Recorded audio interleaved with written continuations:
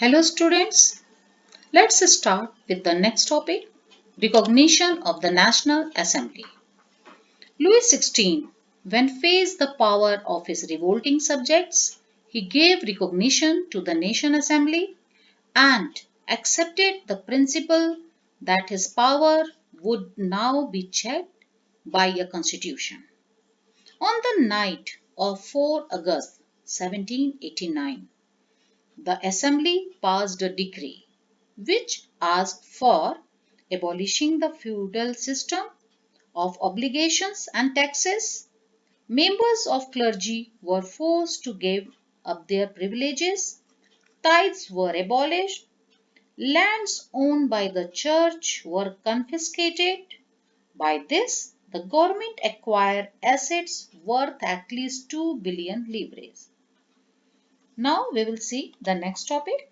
France became a constitutional monarchy. Children, pay attention. This is a very important topic. In 1791, the National Assembly completed the draft of the Constitution. Its main objectives was to limit the power of the monarch. The powers were now separated and assigned to different institutions: the legislature, executive, and judiciary, as shown in the second flow chart. This made France a constitutional monarchy. Now we will see the laws made by the National Assembly. Under the new constitution, the laws were to be made by the National Assembly. The Assembly was indirectly elected, that is, active citizens voted for a group of electors who in turn choose the assembly members. Now let's take a look at the highlight of the changed system.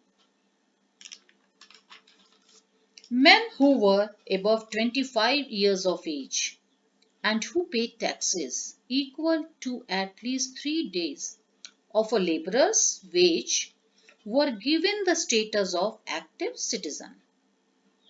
That is, they had right to vote. The remaining men and all women were classed as passive citizens. They don't have right to vote. To qualify as an elector and then as a member of the assembly, a man had to belong to the highest bracket of taxpayers. The constitution began with a declaration of the rights of man and citizen. According to this declaration, the right to life, freedom of speech, freedom of opinion, and equality before law were established as a natural right, and it was the duty of the state to protect these. Now we will see how France abolished monarchy and became a republic.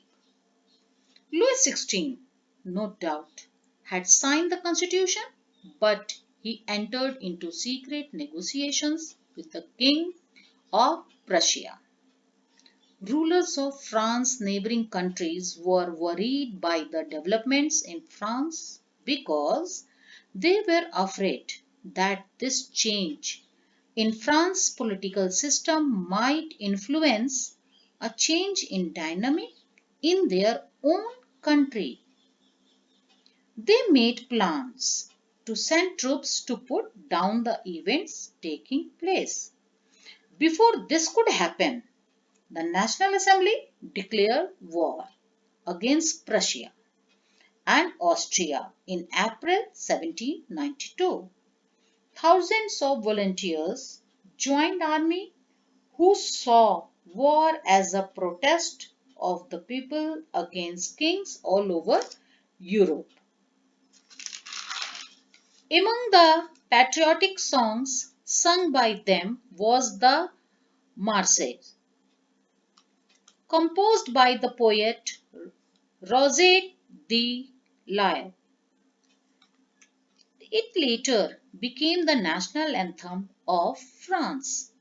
It was sung for the first time by volunteers from Marseilles as they march into Paris. This way it got its name. Economic difficulties and losses were the result of the Revolutionary Wars. While men were busy fighting at the front, women had to earn a living and look after their families. The Constitution of 1791 gave political rights only to the richer section. That is why the large sections of population wanted to carry the revolution further. So the political clubs came into limelight. The most successful of these clubs was that of the Jacobins. So that is it for today. Thank you. Have a nice day.